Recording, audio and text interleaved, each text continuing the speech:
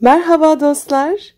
7 Ekim 2025 tarihinde saat 2.54'te bir dolunayımız var.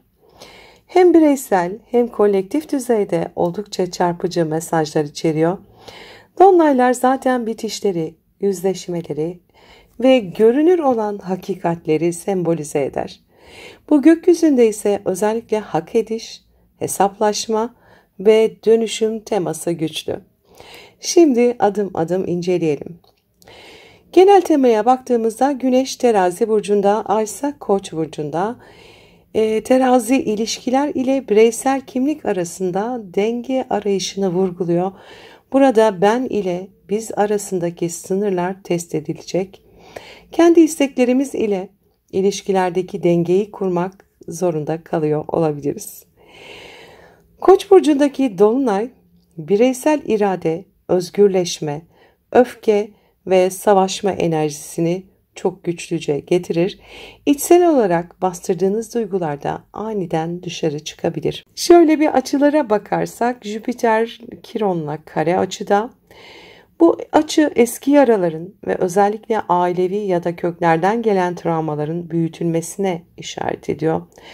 Kolektif düzeyde ulusların kendi kimlikleri için verdikleri savaşları gündeme getirebilir. Toplumsal aidiyet ve güvenlik teması çatışmaya açık olacaktır bu dolunay esnasında. Bireysel düzeyde ise kendi değerim için savaşmalı mıyım sorusu yükselebilir. Özellikle aile, güvenlik, aidiyet konularında eski yaraları tetikler bu dolunay. Merkür ise Plüto'yla kare açıda, Plüto ise durağan pozisyonda.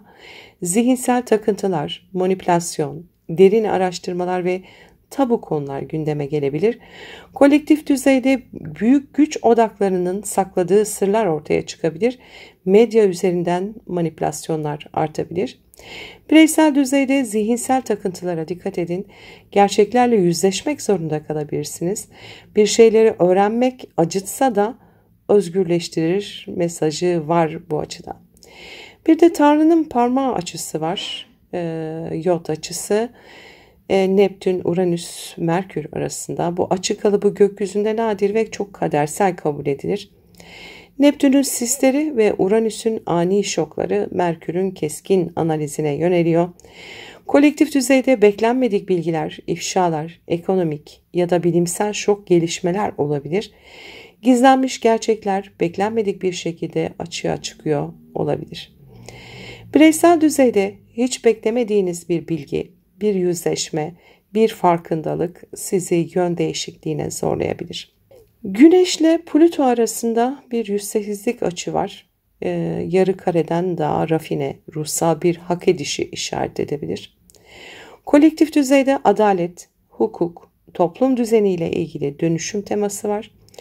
Bu bir yüzleşme veya ödül ceza sürecine işaret ediyor olabilir. Bireysel düzeyde ise emeğinizin karşılığını alma zamanı, gerçekten denge için uğraştıysanız ödül geliyor. Eğer manipülasyon yaptıysanız bununla yüzleşme zamanı diyor. Uranüs'le Güney Ay düğümü arasında da bir 108'lik açı var. Bu da kadersel bir açıyı gösteriyor. Ama Uranüs ani değişimler getirirken Güney Ay düğümü geçmiş karmayı temsil eder. Kolektif düzeyde geçmişte yapılmış yanlış sistemler, bu ekonomik düzen olabilir, sağlık sistemi olabilir, toplumsal organizasyon olabilir. Şok edici bir şekilde açığa çıkabilir bu açıyla birlikte. Bireysel düzeyde ise geçmiş seçimlerinizin sonuçlarıyla karşılaşabilirsiniz. Yenilik ancak eskiyi bırakmakla mümkün olacaktır. Kolektif düzeydeki etkileri şöyle bir toparlarsak savaş ve barış teması çok gündemde olabilir. Özellikle ulusların güvenlik kaygıları, askeri hareketlilikler tetiklenebilir. Ekonomik sistemlerde sarsıntılar neden olabilir. Özellikle teknoloji ve iletişim sektöründe ani gelişmeler olabilir. Gizli bilgilerin açığa çıkması mümkün. Medya ve siyasette şok etkisi yaratacak bilgiler açığa çıkabilir. Bireysel düzeyde bakarsak içsel olarak ben ve biz çatışması zirvede olacak. İlişkilerde net kararlar alınabilir. Gizlenmiş gerçekler ortaya çıkar. Sakladığınız ya da yüzleşmekten kaçtığınız şeylerle karşılaşabilirsiniz. Sağlıkta özellikle sinir sistemi, baş ağrıları, mide ya da bağışıklık hassas olabilir. Bu konulara dikkat edin. Varsa bir sağlık probleminiz mutlaka kontrole gidin. Kadersel bir yol ayrımı söz konusu olacak. Bu dolunay size şunu soruyor olacak. Kendi yolunda, kendi gerçeğinde mi ilerliyorsun? Yoksa başkalarının beklentilerine göre mi yaşıyorsun? Bunun cevabını bulmanızı isteyecek bu dolunay. Bu dolunay hem bireysel özgürleşme hem de kolektif yüzleşme zamanı. Bir hak ediş enerjisi var. Emek verenler için ödül, kaçanlar için zorunlu yüzleşme. Dolunayın mesajı gerçeği gör, cesaretle yüzleş, hak ettiğini al olacaktır. Verimli bir dolunay süreci geçirmenizi dilerim. Sevgiyle kalın. Merhaba koçlar, dolunay özel gökyüzü gündemimize hoş geldiniz. Bu sefer dolunay sizin burcunuzda 7 Ekim'de 7 derece Koç burcunda saat 2.54'te. Tam da yükseleninizde parlıyor. Bu kimliğinizin, görünüşünüzün ve dışarıya nasıl aktardığınızın aydınlandığı bir an olacak. Hazır olun, duygularınız şimdi görünür, hızlı ve net olacak. Bu dolunayda birkaç güçlü açının etkisiyle karşı karşıyayız. Eski yaralar kabarıyor. Gizli bilgiler, beklenmedik haberler ve ilişkilerde hesaplaşmalar gündeme gelebilir. Ama unutmayın, bu aynı zamanda gerçek bir temizlenme ve hak ediş fırsatı. Ay sizin yükselenizdeyken duygular aniden yüzeye çıkar. Size tepki verenler işten gelen dürtülerinizi ve karanlığınızı o anda görecek. Kendinizi savunma, sınır koyma ya da tam tersine geri çekilme eğilimlerinden hangisi geliyorsa bunun hepsi görünür olacak. Bilin ki dolunay sizi gerçek halinizle yüzleştirecek. Kiron'la Jüpiter arasında bir kare açı var bu dolunay esnasında. Eski benlik yaralarınızı büyütüyor ama aynı zamanda onlara ışık da tutuyor.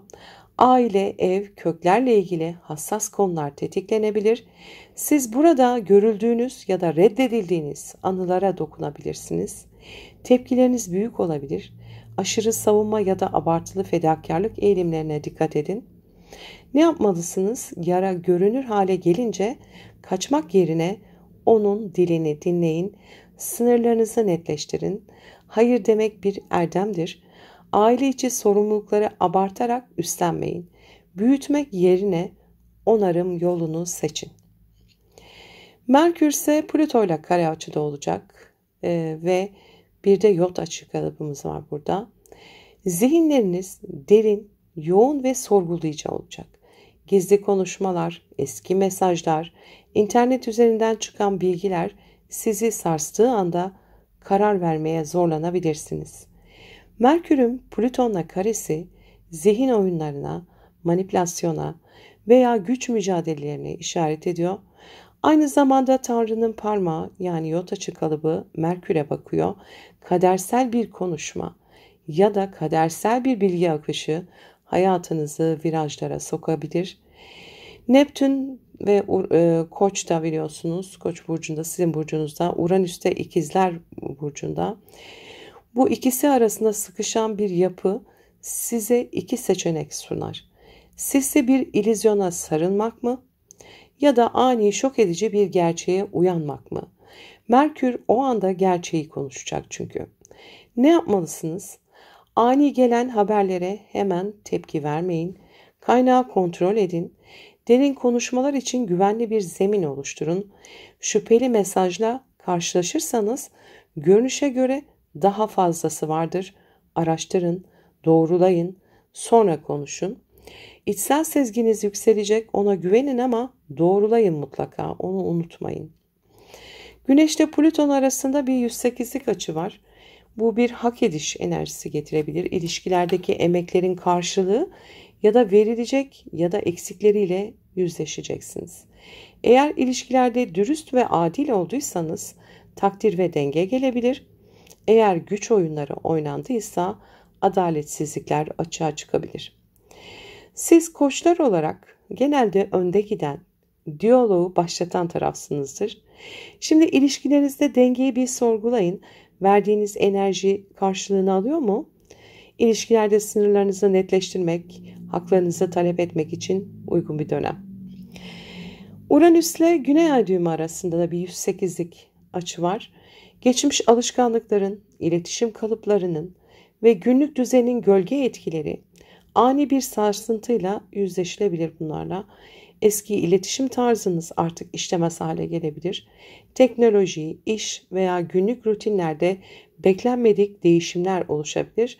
Bu aynı zamanda geçmişin yüklerinden kurtulmanız için de bir davet. Ne yapmalısınız? Eski nasıl iletişim kurduğunuz bu biçimlere yeniden gözden geçirin. Daha etkili, daha düzenli olmayı seçin.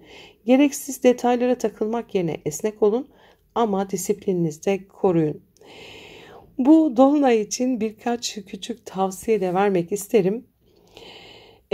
Hemen cevap vermeyin mesela. Gelen mesaja ya da haber sizi sarsarsa bir 24 saat bekleyin, net bilgi toplayın, öyle cevap verin. Duygularınızı yazıya dökün. Bir sayfaya ben ne hissettim, neden hissettim diye yazın. Görünmeyeni görünür yapın.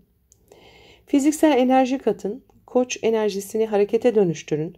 Kısa ama güçlü egzersizler, yürüyüşler, dövüş sanatları mükemmel olabilir. Sınırlarınızı yüksek sesle kurun. Bunu kabul etmiyorum demek güçsüzlük değil, kendinizi korumaktır. Ve dolunay gecesi bir kağıda bıraktıklarım yazın. Küçük bir serbest bırakma ritüeli yapın. Yakma, suya bırakma veya güvenli bir şekilde imha etme. Niye bıraktığınızda yüksek bir sesle söyleyin. Bu dolunay sizden dürüst olmanızı, cesurca yüzleşmenizi ve gerektiğinde yola tek başına devam etmeyi göze almanızı istiyor. Eğer düzeltmeyi seçerseniz hak ettiğiniz dengeyi ve yeni bir başlangıcı kazanabilirsiniz. Eğer kaçarsanız hayat size zorunlu fırsatlar sunacak, yani yüzleşme ertelenemesi olacak.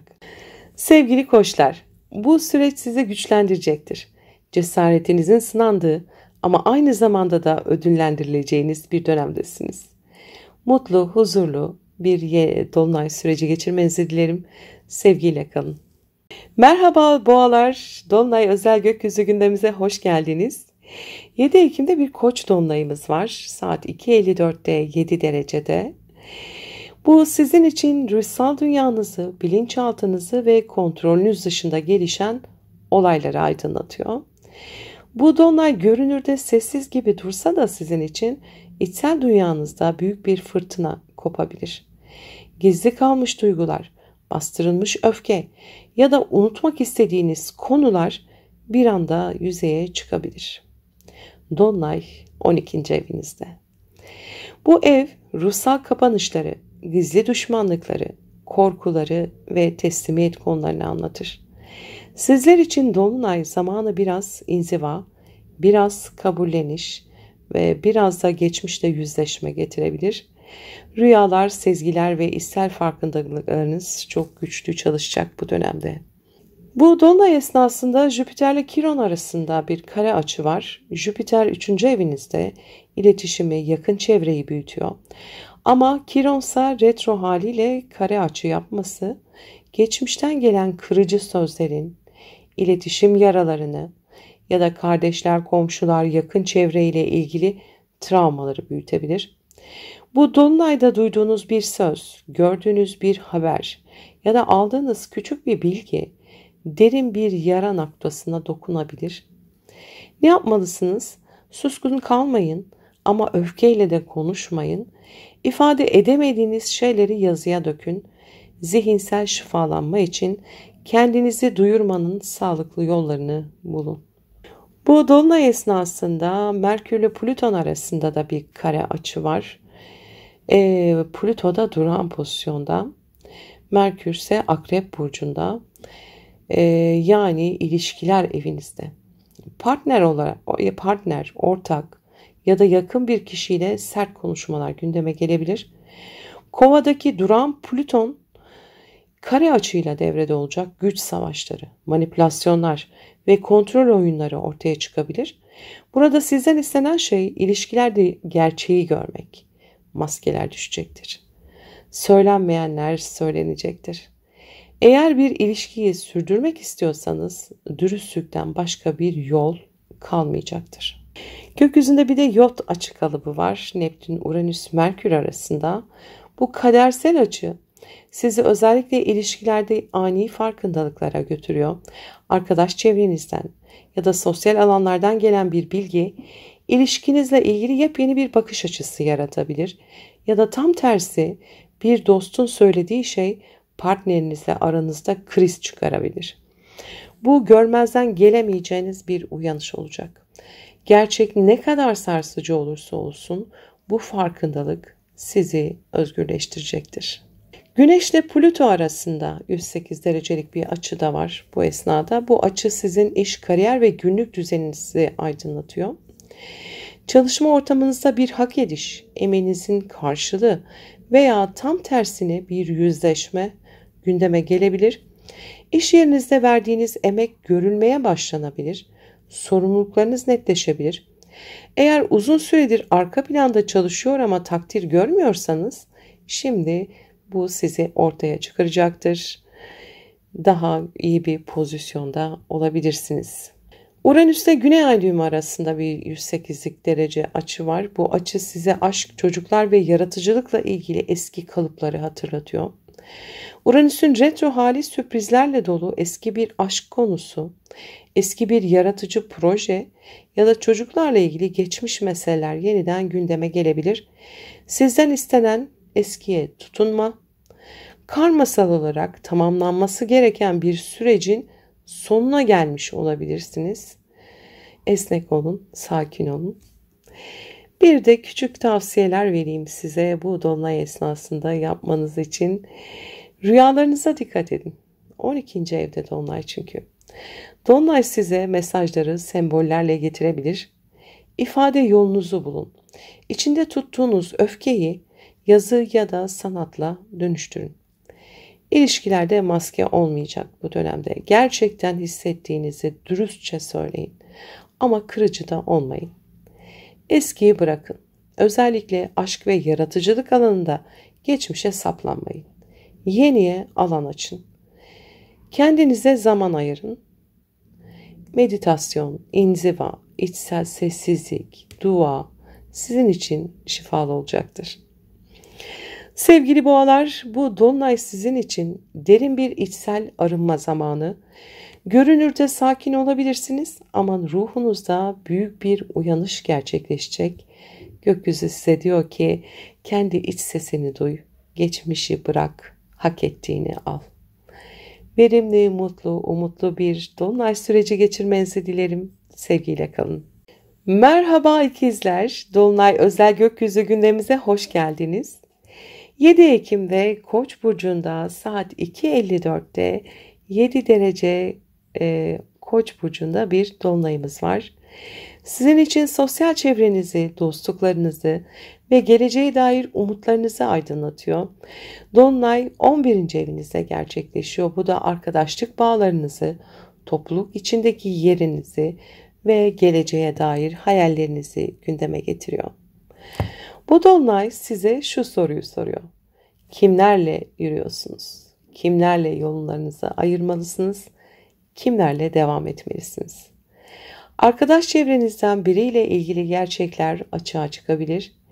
Bir topluluk içindeki yeriniz değişebilir. Uzun süredir içinizde tuttuğunuz bir hayal artık gerçeğe dönüşmek için sizi zorlayabilir.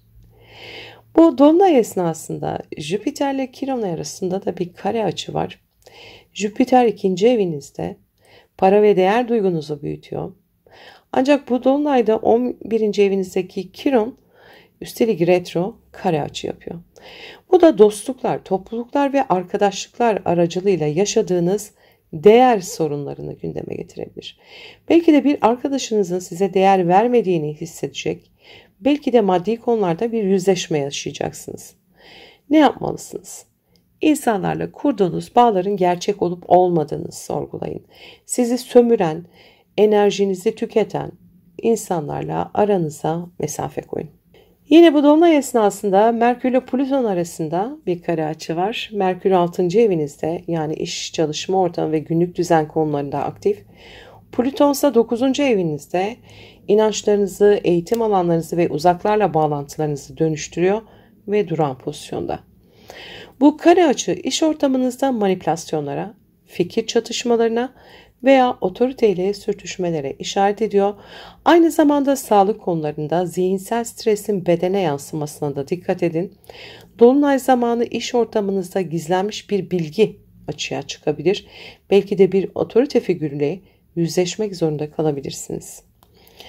Yine bu dolunay esnasında bir yod açı kalıbımız var. Neptün, Uranüs, Merkür arasında Tanrı'nın parmağı da deniyor bu açı kalıbına. Sizi doğrudan etkiliyor. Uranüs retro sizin yükseleninizde, yani siz bizzat değişimin hedefindesiniz. Neptün ise 11. evinizde hayallerinizi ve arkadaş çevrenizi sisli hale getiriyor. Bu iki gezegenin kurduğu baskı Merkür'ü, yani çalışma düzeninizi işaret ediyor. Sonuç, arkadaş çevreniz, idealleriniz ve sizin değişim arzunuz günlük hayatınızı kökten değiştirecek bir farkındalık yaratabilir. Belki ani bir karar, belki beklenmedik bir iş değişimi gündeme gelebilir. Bu dolunay esnasında Güneş ile Plüto arasında da bir 108 derecelik açı var. 5. evinizdeki Güneş 9. evinizdeki Plüton'la özel bir açı yapıyor. Plüton'da duran pozisyonda. Bu aşk, yaratıcılık ve çocuklarla ilgili konularda bir hak ediliş enerjisi getiriyor. Uzun zamandır verdiğiniz bir emek artık meyvesini verebilir. Belki de çocuklarınızla ilgili bir konuda adalet duygusu öne çıkacak. Belki de aşk hayatınızda kimin gerçek, kimin maskeli olduğunu görebileceksiniz. Uranüs ile Güney Ay düğümü arasında da bir 108'lik açı var. Bu sizi geçmiş aile düzeni, kökler ve evle ilgili konularda yüzleştiriyor. Uranüs sizin yükselenizde retro olduğu için siz bizzat geçmişten gelen alışkanlıkları bırakmaya zorlanıyorsunuz. Özellikle ev ve aile içinde eskiye saplanma alışkanlıklarını bırakmadan özgürleşmeniz mümkün değil. Bu dolunayla ilgili bir de pratik tavsiyeler vereyim. Arkadaş çevrenizi gözden geçirin. Kim size gerçekten değer katıyor, kim sadece almak için yanınızda? Bunları netleştirin. Maddi konularda net olun. Özellikle arkadaşlarla para alışverişlerine girmemeye dikkat edin. İş ortamında manipülasyona izin vermeyin. Söylenenleri sorgulayın, araştırın. Emin olmadan da harekete geçmeyin. Ani kararlar kapıda olabilir. Esnek olun, değişime direnmeyin. Kendi değerinizin farkına varın. Hak ettiğinizden daha azına da razı olmayın lütfen. Sevgili ikizler, bu dolunay sizin için sosyal çevre ve hayaller konusunda büyük bir uyanış getirecek. Kimlerle yan yana yürüyeceğiniz, kimlerden ayrılacağınız netleşecek. Gökyüzü size diyor ki kendi değerini bil. Gerçek dostlarını ayırt et. Geleceğini yeniden şekillendir. Mutlu, huzurlu, verimli bir dolunay süreci geçirmenizi dilerim. Sevgiyle kalın. Merhaba yengeçler. Dolunay özel gökyüzü gündemimize hoş geldiniz. 7 Ekim'de Koç burcunda bir dolunayımız var. Saat 2.54'te 7 derecede. Bu dolunay sizin için kariyer, toplum önündeki duruş ve geleceğe dair hedefler alanında parlıyor. Dolunay tam da 10. evinizde gerçekleşiyor. Bu iş hayatınızda, mesleğinizde, yöneticilerle ilişkilerinizde ve toplumsal imajınızda güçlü bir aydınlanma zamanı olacak. Toplum önünde görünüyor olacaksınız. İş yerinde ya da sosyal statünüzde önemli bir gelişme yaşanabilir.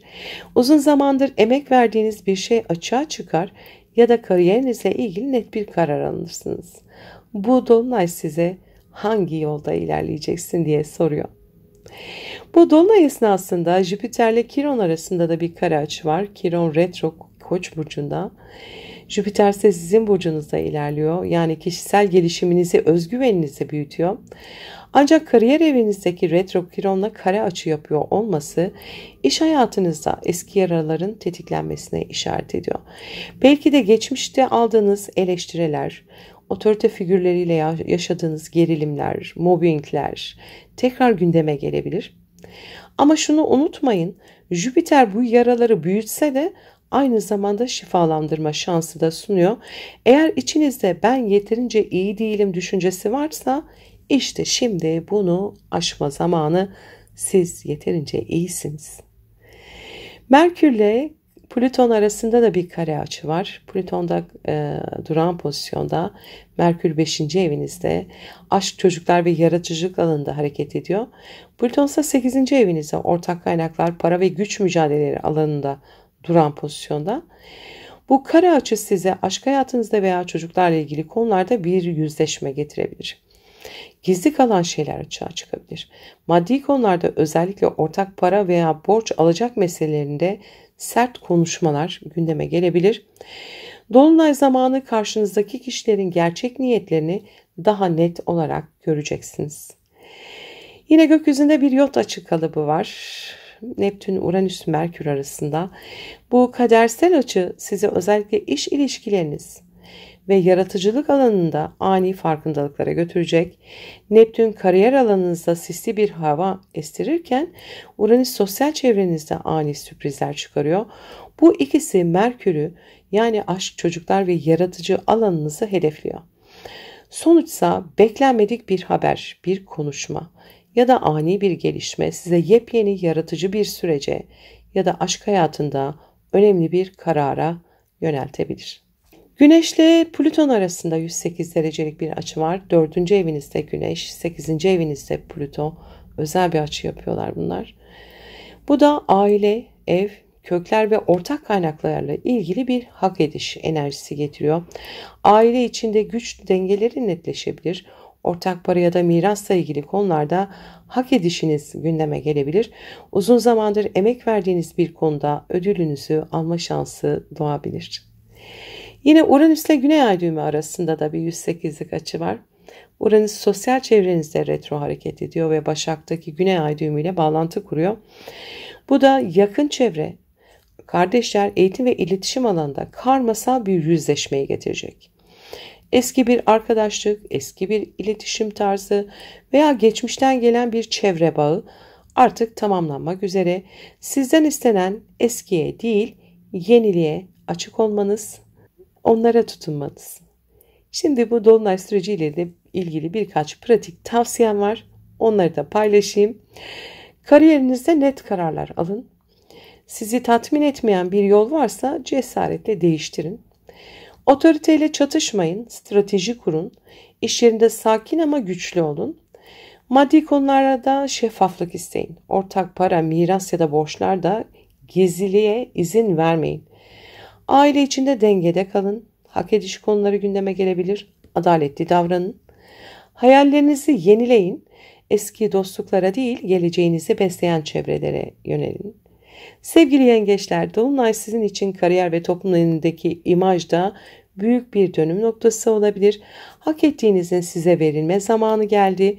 Gökyüzü size şöyle diyor: geçmişin yükünü bırak, kendi gücünü sahiplen, yolunu cesaretle çiz. Verimli, mutlu, huzurlu bir dolunay süreci geçirmenizi dilerim. Sevgiyle kalın. Merhaba aslanlar, dolunay özel gökyüzü gündemine hoş geldiniz. 7 Ekim'de bir Koç dolunayımız var. Saat 2.54'te 7 derecede. Bu sizin için inançlarınızı, uzaklarla olan bağlantılarınızı, eğitim ve yolculuklarla ilgili alanınızı aydınlatıyor. Dolunay tam da 9. evinizde gerçekleşiyor ve ufkunuzu genişleten her şeyi anlatır. Öğrenme, keşfetme, seyahat etme, dünyaya bakış açınız. Bu dolunay size soruyor: gerçekten hangi inançlarla ilerliyorsun? Dünyaya bakış açınız size hala hizmet ediyor mu? Bir eğitim sürecinde önemli bir gelişme yaşayabilirsiniz. Hukuksal bir konuda sonuçlanma olabilir.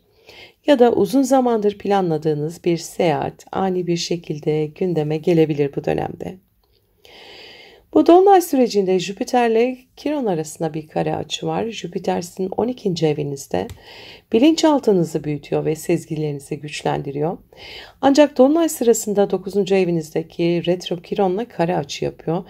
Bu inançlarınızla ilgili eski yaraların gündeme gelmesi anlamına gelir. Belki geçmişte sizi sınırlandıran bir öğreti, bir düşünce kalıbı ya da bir otorite figürü, onun öğrettiği şey şimdi sorgulanacak. Sizler için yanlış inançlardan özgürleşme zamanı olacak. Merkür ile Plüton arasında bir kare açı da var bu dönemde. Merkür 4. evinizde, yani aile, ev ve kökler alanında aktif. Plüto ise 7. evinizde, yani ilişkilerde duran halde. Bu kare açı ailevi meseleler ve ikili ilişkiler arasında gerilim yaratabilir.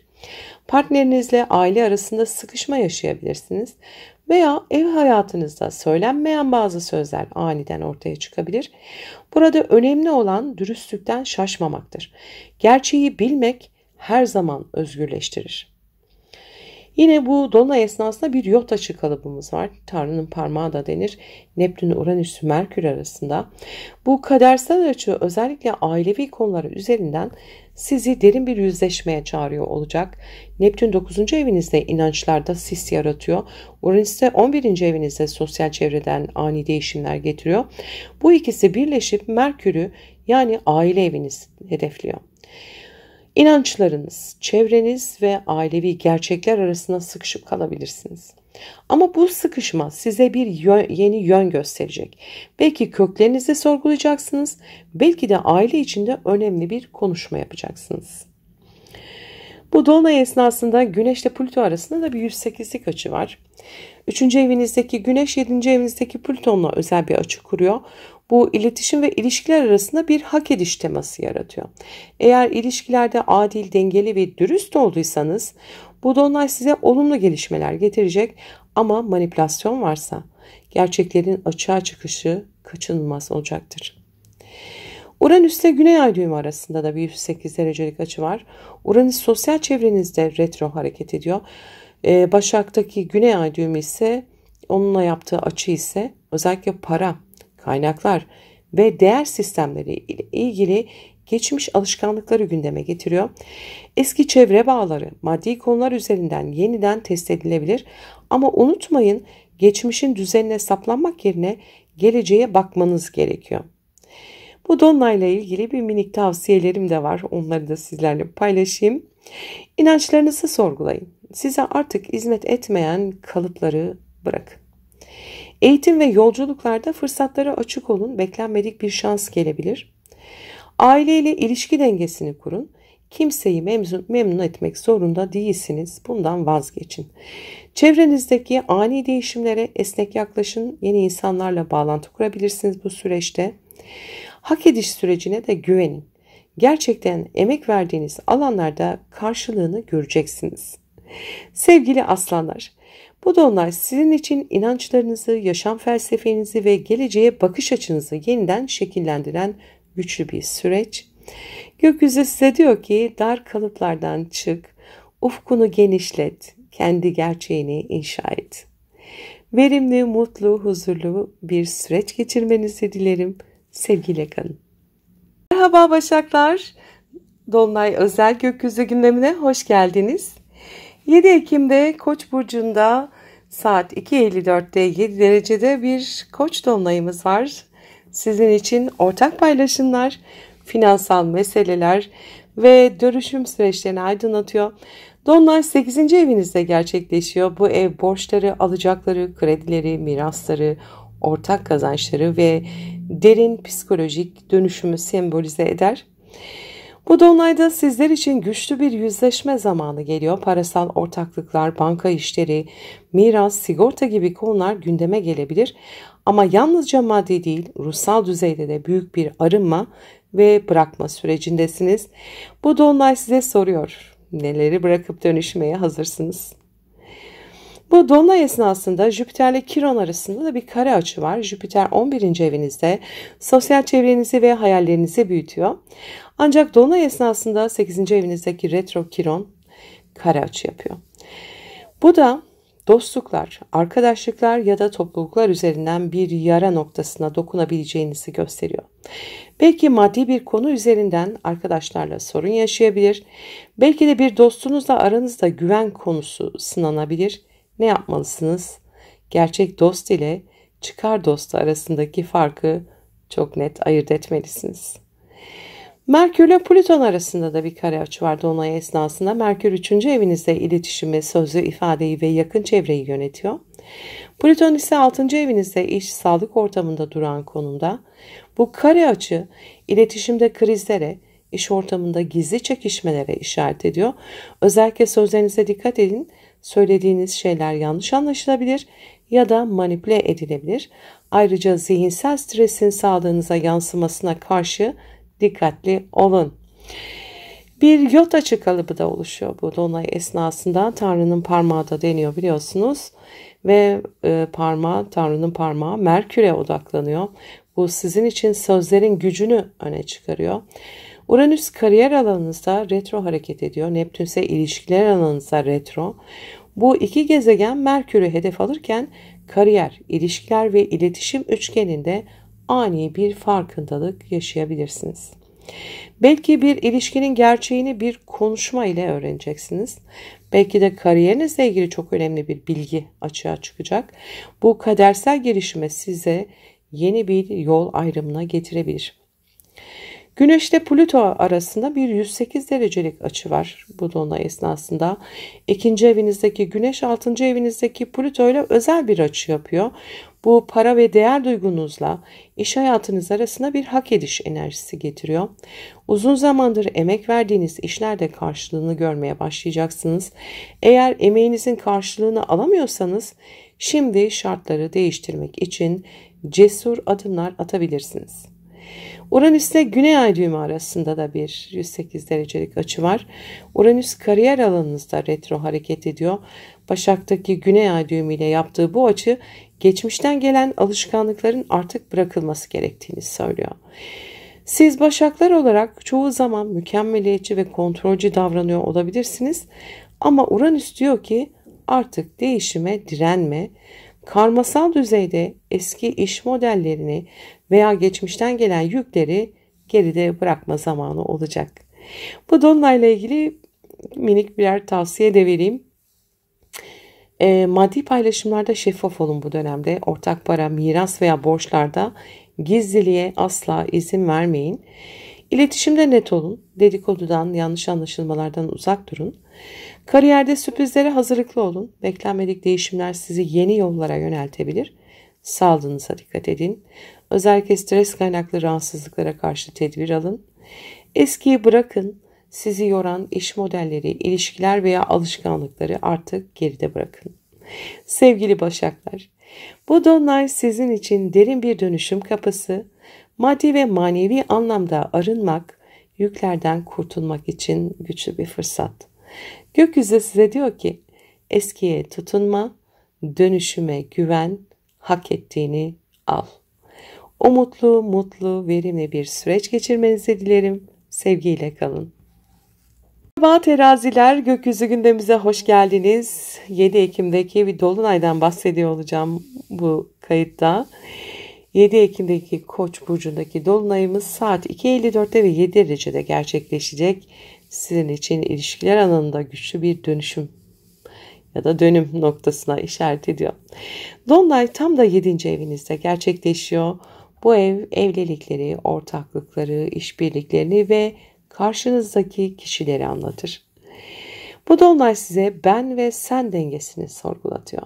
Partnerinizle ilişkinizde net bir dönemeçten geçiyor olabilirsiniz.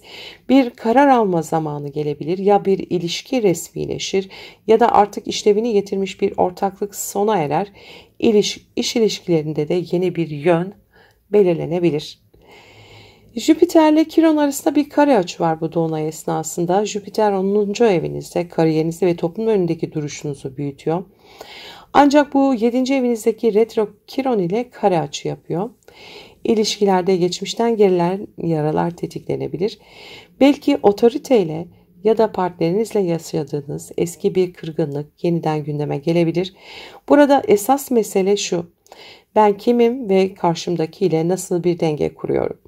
Bu dolunay ilişkilerinizdeki yara noktalarını şifalandırmak için size fırsatlar getiriyor. Yine bu dolunay esnasında Merkür ile Plüto arasında da bir kare açı var. Merkür 2. evinizde para ve değerler alanında ilerliyor.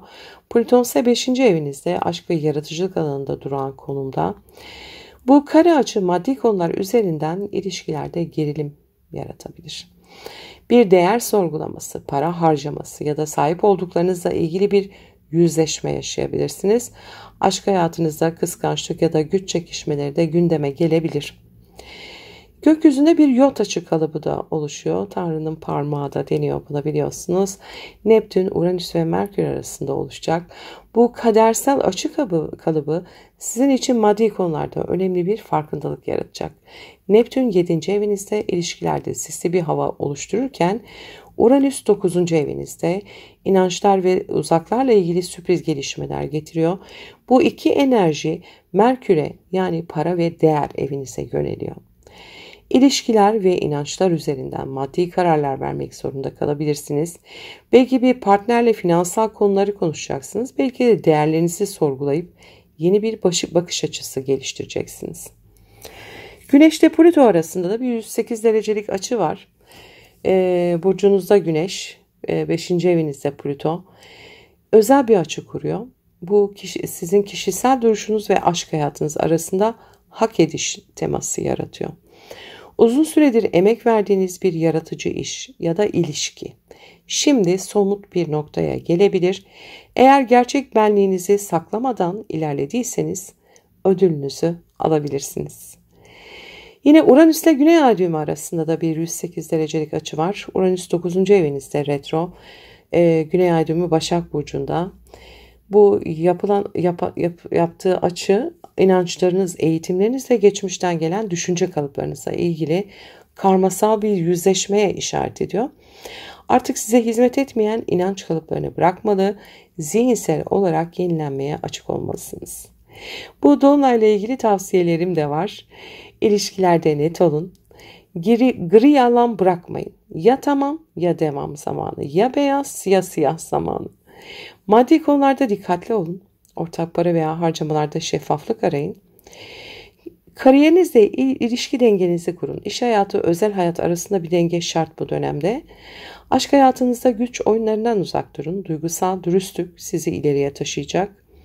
Eski inanç kalıplarını bırakın, yeni bir bakış açısıyla yolunuzu çizin. Sevgili teraziler, bu dolunay sizin için ilişkilerde çok güçlü bir dönüm noktası. Hem bireysel hem de karşılıklı olarak dengeyi yeniden kurma zamanı geldi.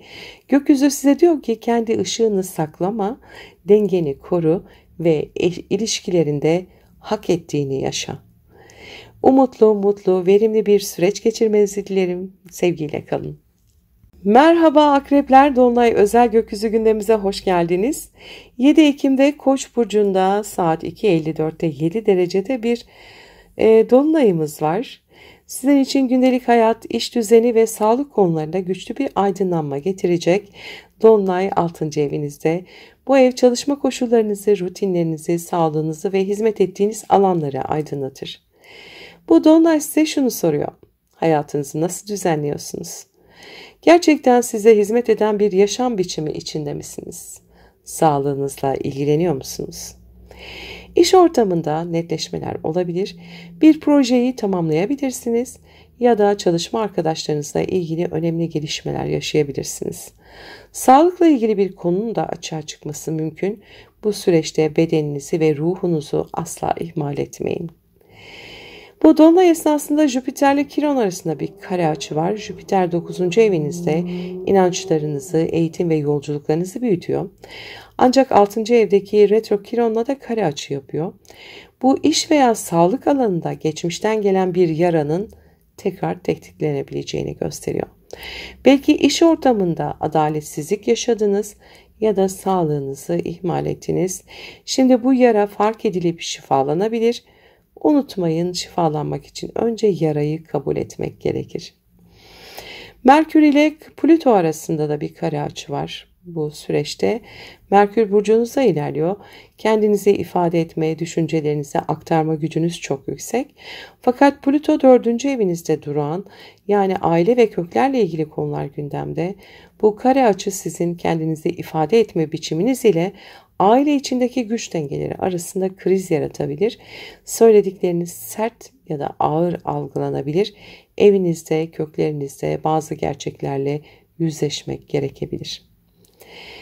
Bir yot açı kalıbı da oluşuyor. Tanrı'nın parmağı da deniyor bu açığa. Neptün, Uranüs, Merkür arasında. Bu kadersel açı kalıbı sizin için çok güçlü. Uranüs 8. evinizde maddi paylaşımlarla sürpriz değişimler getiriyor. Neptün ise 5. evinizde aşk, yaratıcılık alanında sis yaratıyor. Bu ikisi Merkür'e, yani sizin düşünce ve ifade evinize odaklanıyor. Aşk, para ve ailevi konularla ilgili önemli bir konuşma yapmanız gerekebilir. Belki de hiç beklenmedik bir gerçeği öğreneceksiniz. Bu bilgi sizi yeni bir karar noktasına da taşıyabilir. Güneş ile Plüto arasında 108 derecelik bir açı var bu dolunayda. 12. evinizde Güneş, 4. evinizde Plüto özel bir açı yapıyor. Bu bilinçaltı ve ailevi konular arasında bir hak ediş sürecini anlatıyor. Eğer geçmişle yüzleşmekten kaçmadıysanız şimdi büyük bir içsel özgürlük kazanabilirsiniz. Bu açı aynı zamanda ruhsal anlamda korunmanız gerektiğini de hatırlatıyor.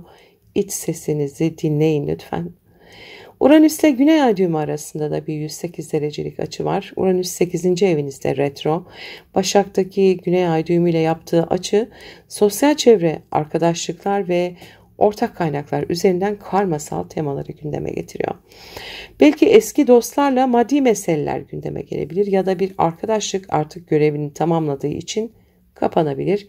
Burada anahtar kelime özgürleşme olacaktır. Biraz da pratik tavsiyeler vereyim. Rutinlerinizi düzenleyin efendim bu dönemde. İş ve sağlık alanında denge kurun. Aile içi iletişimde dikkatli olun. Sözleriniz dönüşüm gücü taşıyor. Aşkta ve maddi konularda net olun. Gizli kalan şeyler açığa çıkacaktır bu dönemde. Bedeninize mutlaka kulak verin. Sağlık kontrollerinizi ertelemeyin. Geçmiş bağlardan özgürleşin. Size yük olan arkadaşlıkları ya da ortaklıkları geride bırakın. Sevgili akrepler, bu dolunay sizin için hem iş hem de özel yaşamda düzen kurma zamanı. Derin bir dönüşümden geçiyorsunuz ve gökyüzü size diyor ki kendi gerçeğini ifade et, sağlığına sahip çık ve geçmişin yüklerinden arın. Verimli, mutlu, huzurlu bir dönem geçirmenizi dilerim. Sevgiyle kalın. Merhaba yaylar. Dolunay özel gökyüzü gündemimize hoş geldiniz. 7 Ekim 2025 tarihinde saat 2.54'te 7 derecede Koç burcunda bir dolunayımız var. Sizin için aşk, yaratıcılık ve yaşam sevinciyle ilgili güçlü bir dönüm noktası getiriyor. Dolunay 5. evinizde gerçekleşiyor.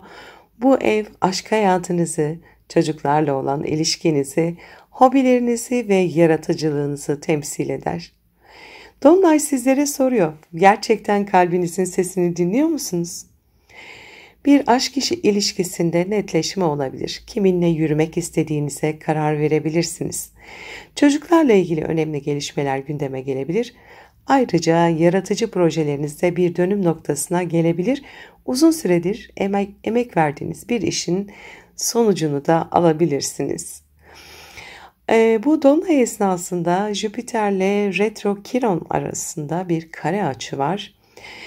Yönetici gezegeniniz Jüpiter 8. evinizde derin dönüşümleri tetikliyor. Ancak dolunay sırasında 5. evinizdeki retro Kiron ile kare açı yapıyor. Bu da aşk hayatında veya çocuklarla ilgili konularda geçmişten gelen bir yaranın açılabileceğini gösteriyor. Belki kalbiniz kırılmıştı, belki çocuklarla ilgili bir kaygı taşıyordunuz. Şimdi bu yarayı fark edip şifalandırma zamanı.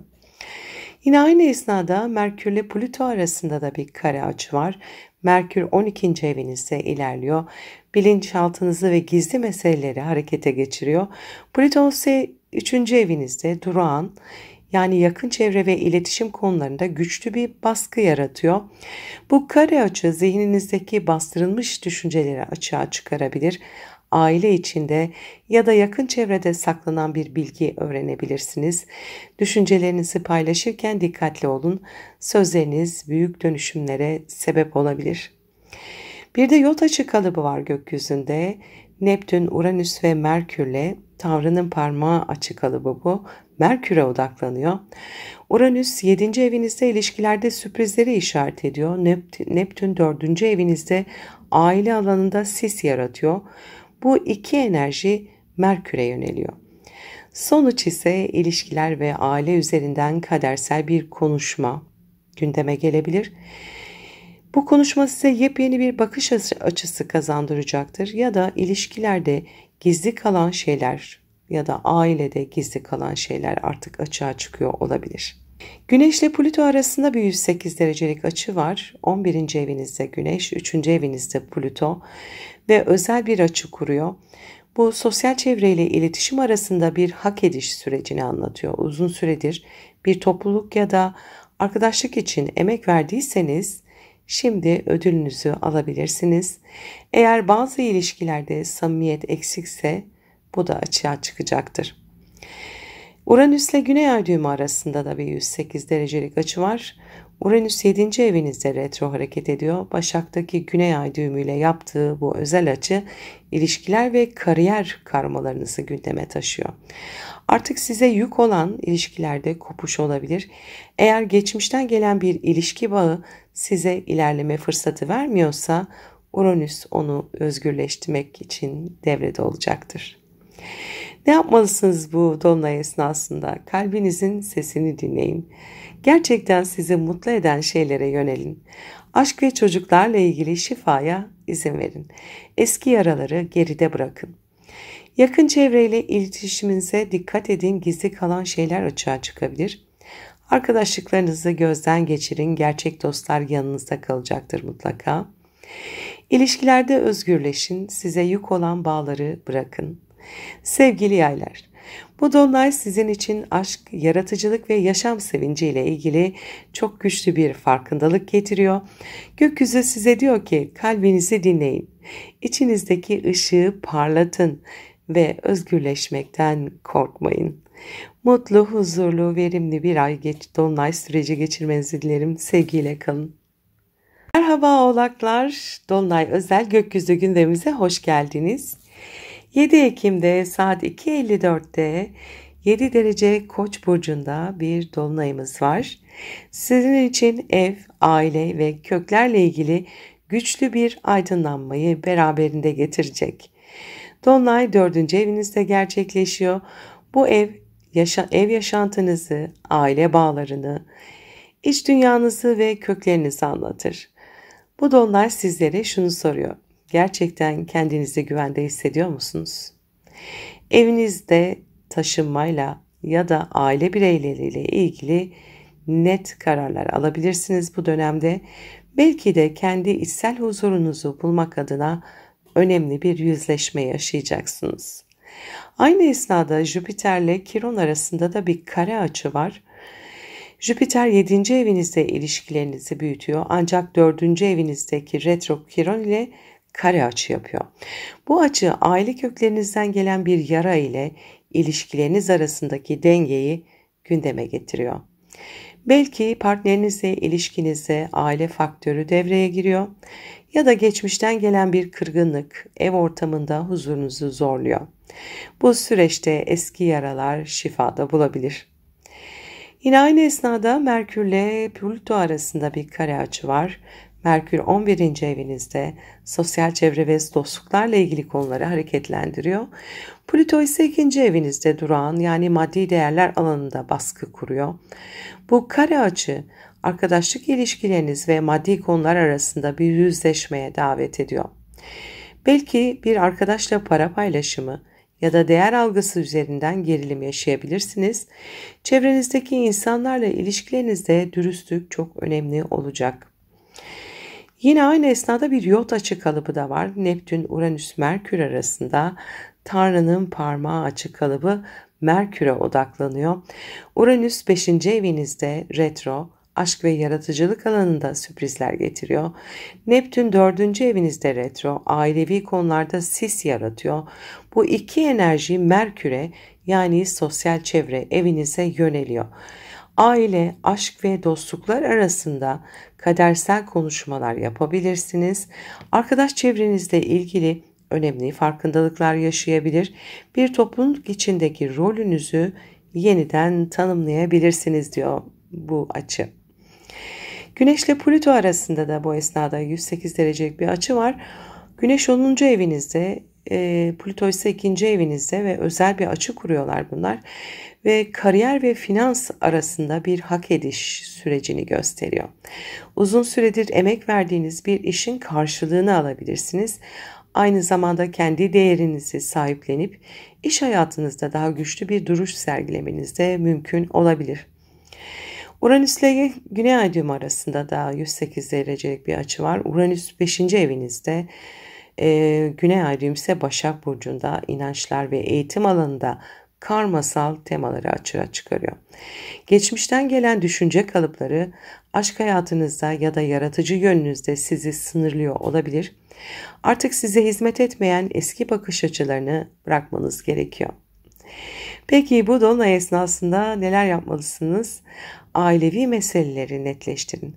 Geçmişten gelen kırgınlıklar varsa bunları çözün. İlişkilerde sınırlarınızı belirleyin. Partner ve aile arasında bir denge kurun. Arkadaş çevresinde şeffaf olun. Maddi konularda da açık olun. Kariyerinize sahip çıkın. Uzun vadeli hedefleriniz için cesur adımlar atın. Eski düşüncelerden özgürleşin. Yaratıcılığınızı sınırlayan kalıpları da bırakın. Sevgili oğlaklar, bu dolunay sizin için hem ailevi hem de mesleki anlamda güçlü bir dönüm noktası. Gökyüzü size diyor ki köklerinle yüzleş, kendi değerini sahiplen, işte de evde de dengeni kur. Mutlu, umutlu, verimli bir dolunay süreci geçirmenizi dilerim. Sevgiyle kalın. Merhaba kovalar, dolunay özel gökyüzü gündemine hoş geldiniz. 7 Ekim'de saat 2.54'te 7 derece Koç burcunda bir dolunayımız var. Sizin için iletişim, yakın çevre ve zihinsel süreçler alanında güçlü bir farkındalık getiriyor. Dolunay 3. evinizde gerçekleşiyor. Bu ev kardeşleri, yakın dostları, kısa yolculukları ve düşünce tarzınızı temsil ediyor. Dolunay sizlere şunu soruyor: kendinizi ifade ederken ne kadar net ve dürüst oluyorsunuz? Kardeşleriniz, komşularınız ya da yakın dostlarınızla ilgili önemli bir konuşma yapabilirsiniz. Belki de uzun süredir içinizde tuttuğunuz bir şeyi açıkça dile getireceksiniz. Ayrıca eğitim, yazışmalar veya kısa seyahatlerle ilgili bir sonuçlanma yaşayabilirsiniz. Dolunay esnasında Jüpiter ile Retro Kiron arasında bir kare açı var. Jüpiter 6. evinizde iş ve sağlık alanında büyümeyi tetikliyor. Ancak 3. evinizdeki Retro Kiron'la kare açı yapıyor. Bu açı iletişimde geçmişten gelen bir yaranın açılabileceğini gösteriyor. Belki kendinizi ifade ederken susturuldunuz, belki de fikirleriniz küçümsendi. Şimdi bu yarayı fark edip iyileştirme zamanı. İletişimde şifalanma sizler için en önemli tema olacak. Aynı esnada Merkür ile Plüto arasında bir kare açı var. Merkür 10. evinizde kariyer ve toplum önündeki imajınızı hareketlendiriyor. Plüto burcunuzda duran, yani siz bizzat güçlü bir dönüşüm sürecindesiniz zaten. Bu kare açı kariyerinizde kendinizi ifade etme biçiminizle kişisel dönüşümünüz arasında bir kriz yaratabilir. İş yerinde söyledikleriniz ya da susmayı tercih ettikleriniz çok şey belirleyecek. Burada sınırlarınızı net çizmeniz gerekebilir. Gökyüzünde bu esnada, bu dolunay sırasında bir yot açı kalıbı da oluşuyor. Neptün, Uranüs, Merkür arasında. Tanrı'nın parmağı açı kalıbı Merkür'e odaklanıyor. Uranüs 5. evinizde retro, aşk ve yaratıcılık alanında sürprizler getiriyor.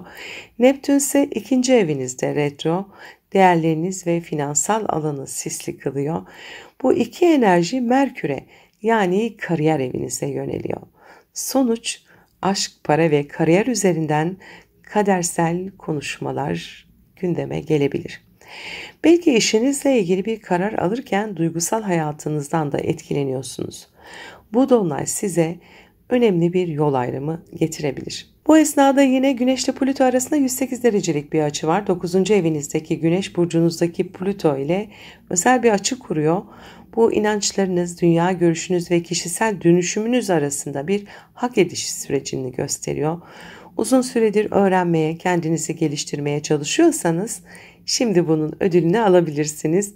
Düşünce dünyanız köklü bir şekilde değişiyor. Yine Uranüs ile Güney Ay düğümü arasında da bir 108 derecelik açı var. Uranüs 5. evinizde retro harekette. Başak Burcu'ndaki Güney Ay düğümü ile yaptığı açı ortak paylaşımlar ve ilişkiler üzerinden karmasal temaları gündeme taşıyor. Geçmişten gelen bir aşk ilişkisi ya da maddi bağların etkilediği bir ilişki şimdi gündeme gelebilir. Burada özgürleşmek sizin için doğru yol olacaktır.